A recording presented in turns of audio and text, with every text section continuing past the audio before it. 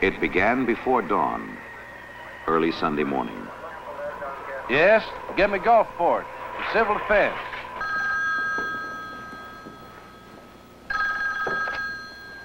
Yeah?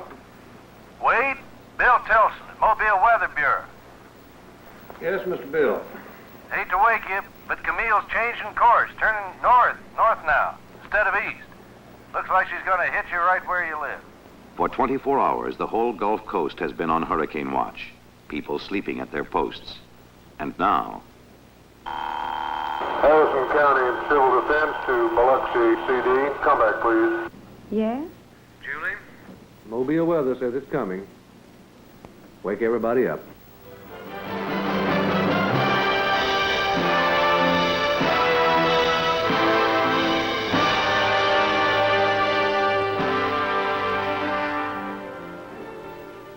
For 3 days now, a new hurricane's been running loose along the southern coast.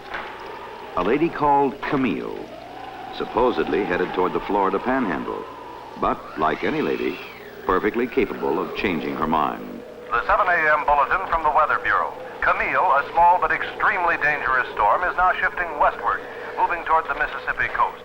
Small craft should seek safe harbor. In Gulfport and Biloxi, the emergency operating centers already have been put on full alert by Wade and Julia Geis, a husband and wife team, both local civil defense directors. Wade for Harrison County, which covers most of the Mississippi coastline, and Julie for Biloxi, its largest city. The hurricane flags go up, the warnings go out. The Red Cross shelters are now being opened in Bay St. Louis, Pass Christian, Gulfport, Long Beach, and Biloxi. Bring your garbage cans inside. Secure everything that's movable. All windows should be nailed and boarded. Tides of 15 feet are expected. All residents of the low-lying areas are advised to evacuate by noon today to Hattiesburg or Jackson. Transportation will be provided and shelter. Please bring all the things you'll actually need in shelter. Most people take the advice to get out, and cars start streaming north.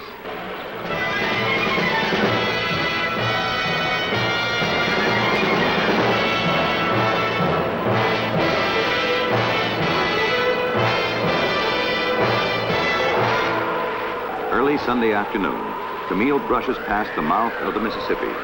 At first, she only blows a few shingles off the roofs. Then she begins ravaging the whole Louisiana Delta.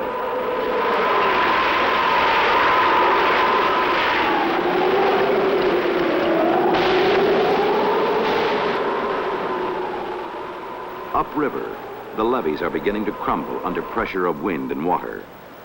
Finally, at Buras, the levee breaks.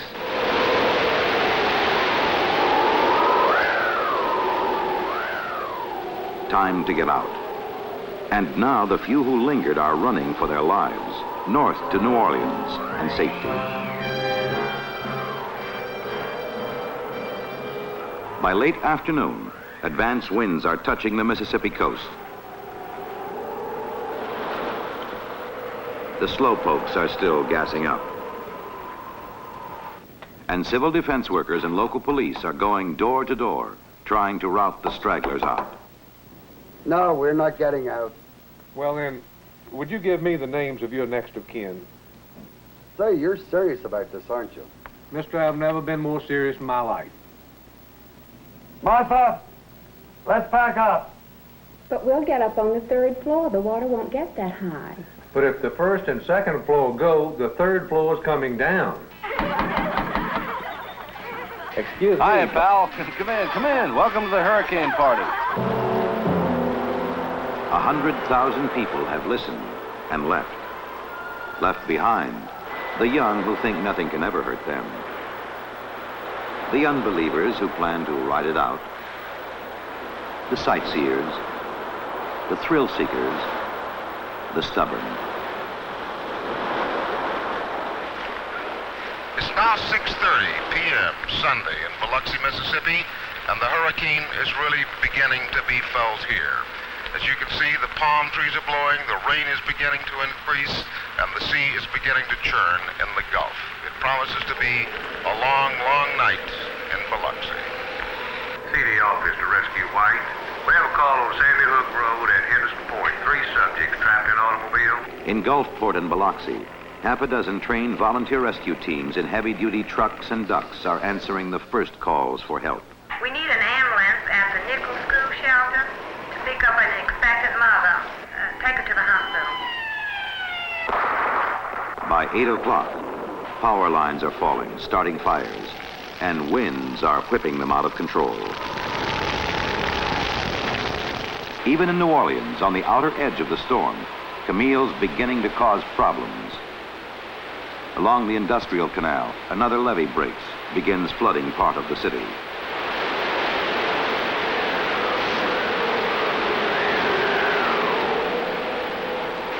It's 10 o'clock in Biloxi now, and the eye of the storm, they say, is still over 2 hours away. But the wind is so strong one can hardly stand up in it.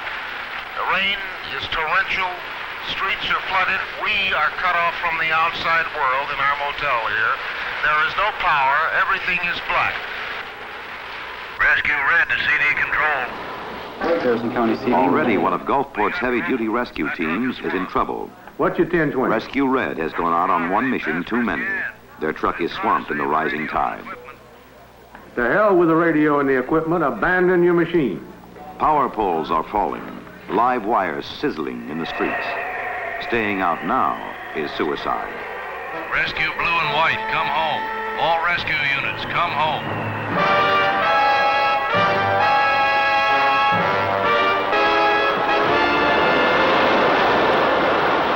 At 11 o'clock, a huge tidal surge rises in front of the storm, 20 to 30 feet high. It sweeps inland with irresistible force, smashing boats, collapsing buildings, wrecking everything in its path. At midnight, the eye of the hurricane crosses east of Bay St. Louis, and winds of 200 miles an hour complete the destruction. Outside, in the wind and water, people are dying. But now, there's nothing anyone can do.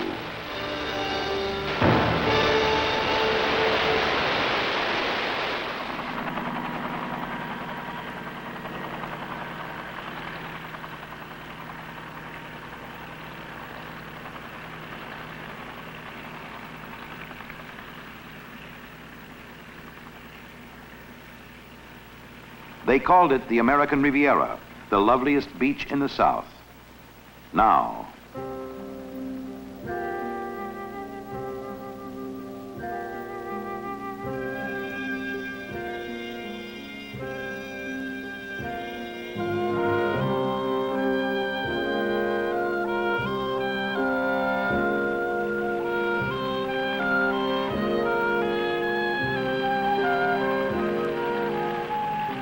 hurricane winds seldom top 120 miles an hour.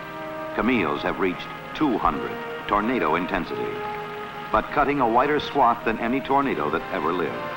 From Biloxi to Bay St. Louis, everything's in shambles.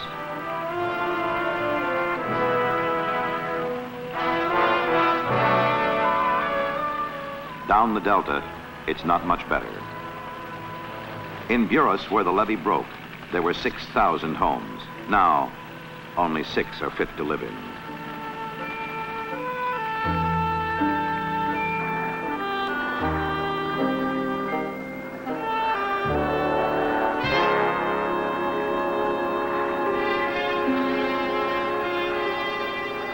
Everything's flooded out. Even the graveyards are 6 feet under.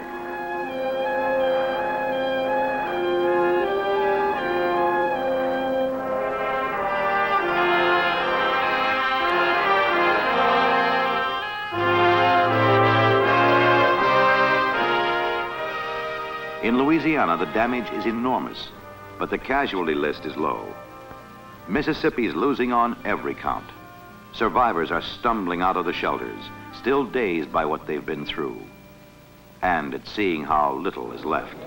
It's bound to be in here somewhere because all these are the houses that came from in this vicinity. They're all right in here in this neighborhood, but mine was right on the corner, not on even fit. Yonder!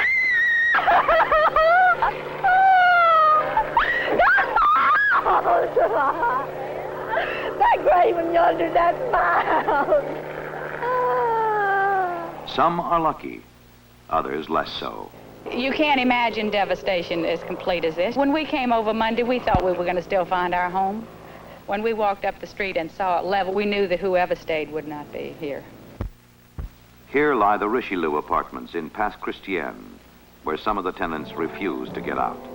But we'll get up on the 3rd floor. The water won't get that high. Come in, come in. Welcome to the hurricane party.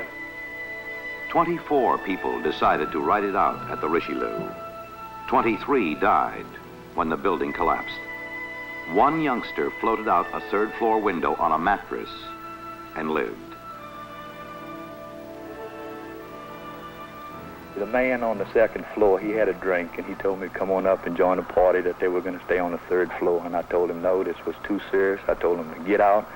He said, the man said, well, this is my property, and if you're going to arrest me, go ahead and arrest me. So I called the civil defense man, and the last thing he told me was to go back and get his address of the next of kin so we can notify him. And the man, he looked at me and he laughed. Now, Camille's almost become a forgotten woman. She whips through northern Mississippi at a furious pace and then slows down, becomes just a heavy thunderstorm as she crosses into Tennessee. Then she turns east toward the Appalachians and the Atlantic. The storm rises over the Blue Ridge Mountains, runs into cold air, and torrential rains start falling. More than 27 inches in less than 6 hours. 2 to 3 feet of water for every inch of land. And suddenly, flash floods are roaring down every hill and hollow, starting landslides, smashing houses, burying people in their sleep.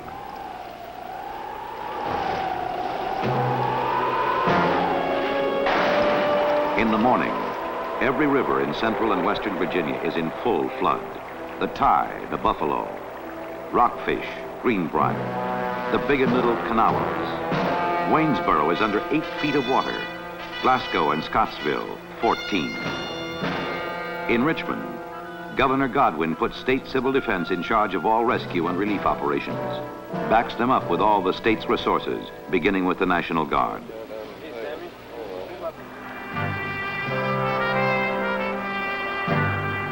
The mountains tell the story. Every ravine scarred by landslide, every valley a mass of mud. And under the mud, the dead. A dozen hamlets like Davis Creek, Tyro, Massey's Mill are almost wiped out. It just came down through this area just like an ocean wave, more or less.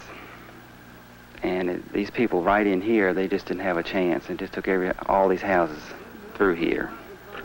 How many are dead or missing here in Massey's Mill? There are total count of 23 gone.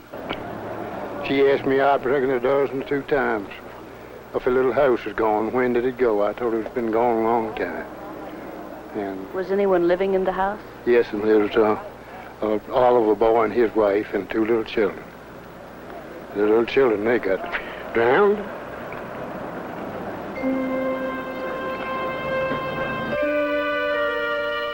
Bridges are out, highways buried. In many places, there's no way in except by helicopter. At first, everyone's going in circles. Then quickly it straightens out, and help begins pouring in.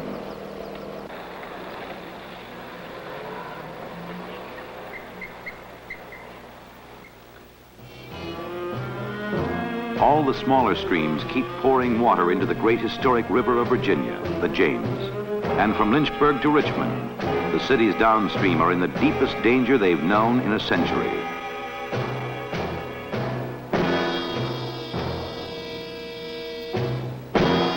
Sandbagging works. Some water backs up into Richmond through the sewer system, floods the low-lying areas. But the levees hold. One night of rain in the mountains has cost 106 lives. More than 75 are still missing. Almost as many lost as in Mississippi. But through quick work by disaster units, only 2 more people have died in the enormous floods that followed. In Mississippi, Gulfport clearly accepted the brunt of this storm. This downtown area, as you can well see, looks like a nuclear holocaust was here. There's nobody here yet because the National Guard and the state police are not yet letting anybody in. How many bodies have you found so far? This makes 19 for us. The coroner's report last night about 8 o'clock was 88 confirmed in Harrison County. Navy Seabees and civil defense rescue teams are combing the backwoods for more. Keesler Command Post, we've been getting rumors that there's bodies hanging in the trees at Catalan. Could you send a chopper to check it out?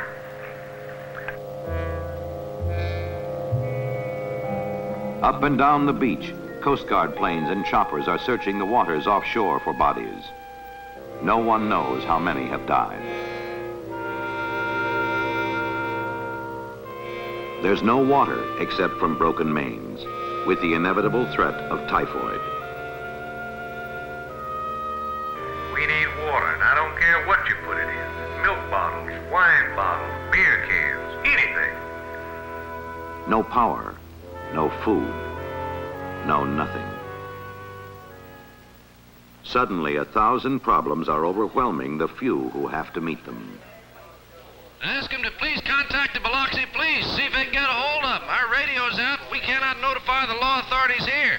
Governor's Mansion to Harrison Civil Defense. Did Henry Carroll tell you about this man in Connecticut who's sending some water purifiers down? All righty, I got a message for Colonel Dent, State Civil Defense Director. Wade, do you have a 30K three-phase generator uncommitted? 10-4, Skipper. We're uncrating one now. Hey, look, I can't find you a truck here, buddy. Oh, I don't need it. I got one. Oh, you lucky dog. Okay, if you can use them, we can get 2 units coming in from Pennsylvania with heavy-duty rescue trucks, generator, high-intensity lights, and 25 to 30-man crew. Yes, we need rescue units, but trained, self-contained rescue units. We can't feed them, we can't sleep them, and tell them to bring their own water. 10-4. Help's a-comin'. In New Orleans, a Rampart Street parade to collect money for the hurricane victims. From California, Florida, a dozen states, food and clothing are being airlifted into Keesler Air Force Base in Biloxi. Volunteer rescue teams are coming in from everywhere. But more important in the long run, Air Force 2 is bringing in the Vice President, Secretary Romney, and the head of the Office of Emergency Preparedness, George Lincoln, who will have the job of coordinating all federal assistance to the stricken areas. To meet the governors, John McKithen of Louisiana, John Bell Williams of Mississippi, and try to get things moving.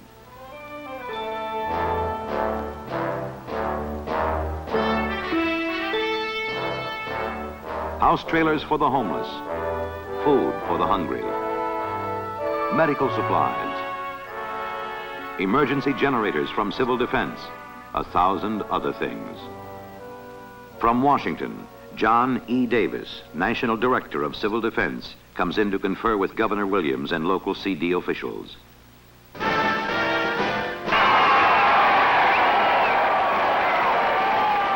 Soon the President will fly in too, from the Western White House. Mississippi, Louisiana, Virginia, and part of West Virginia have all been declared major disaster areas and will get all the help the government can give them.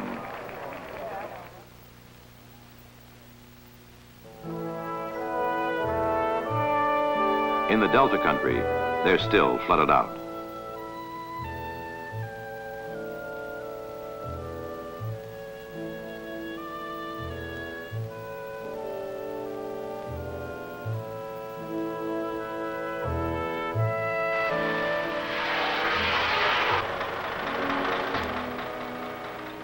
In Virginia, cleanup's already begun.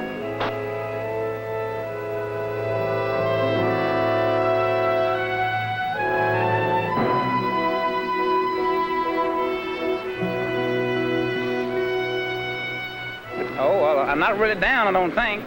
Just a little wet, covered with mud. But I hope everybody in town sort of takes it on the chin and starts all over again. It's going to be tough. I don't know whether everybody can afford it or not, but I'm going to give it a whirl. What are you going to do for money? Who needs money? Just a lot of hope, right? Well, yeah, and a lot of credit, I hope. Everyone seems to be in high spirits. Why is that? I don't know. Mississippi is still in the worst shape of all, but food and clothing are pouring in, being distributed by Red Cross and Salvation Army.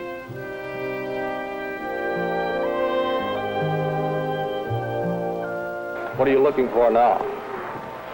I'm trying to find me some breeches, but I don't know where to start looking.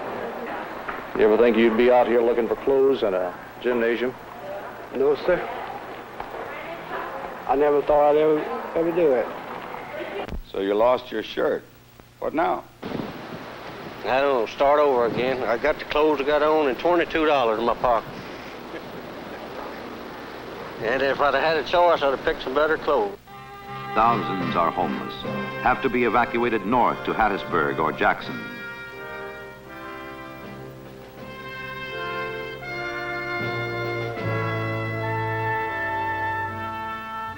The sick and injured are being airlifted out.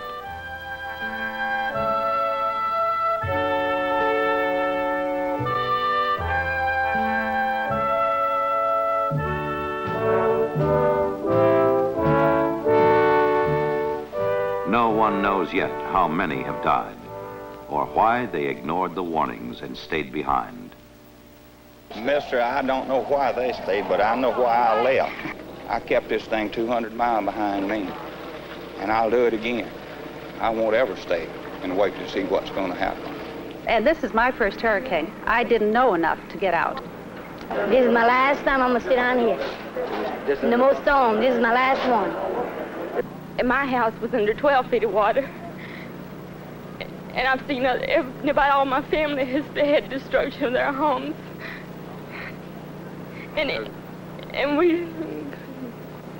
I hope I never see nothing like this again.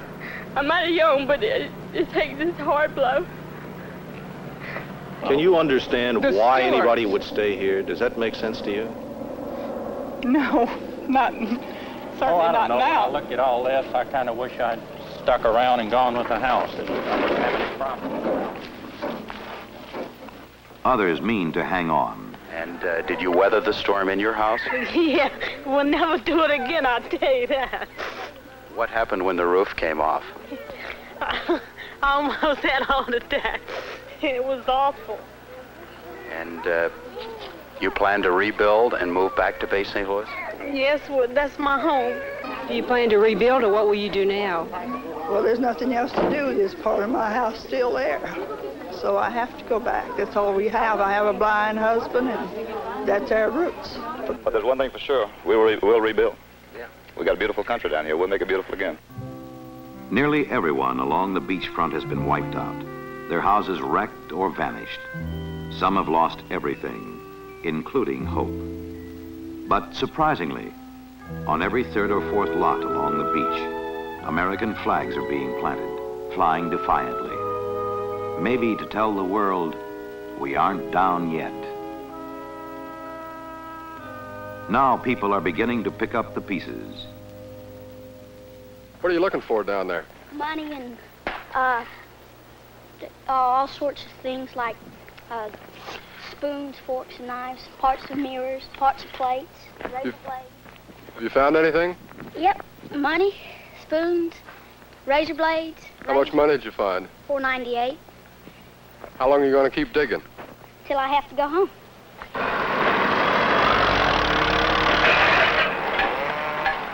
The monstrous job of cleanup's begun, and more than 8,000 military men, Army, Seabees, National Guard, Corps of Engineers, airmen from Keesler Field, are pitching in to help out.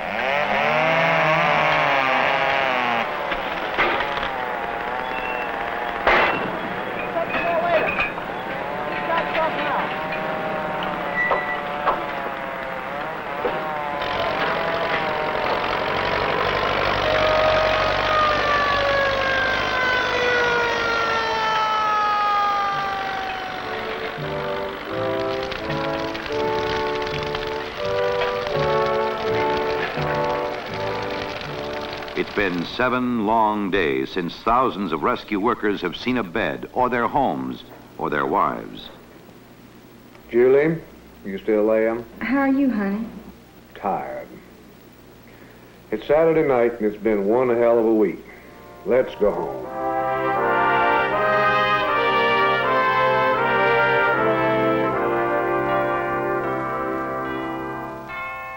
Sunday. 1 week since Camille swept over the Gulf Coast and then went on to die somewhere out in the Atlantic. And the survivors are gathering in the ruins of their churches. We come to mourn those we have lost and to give thanks, we who are left, for whatever we do have left. For many, what's left is little indeed. Rebuilding is bound to take years, and for some, it seems an almost impossible task. I don't know if it'd ever be built back. So I think it'll just be like a dream to us. It'll never be the same. But others know better. We'll rebuild, just build a little stronger. We got a beautiful country down here. We'll make it beautiful again.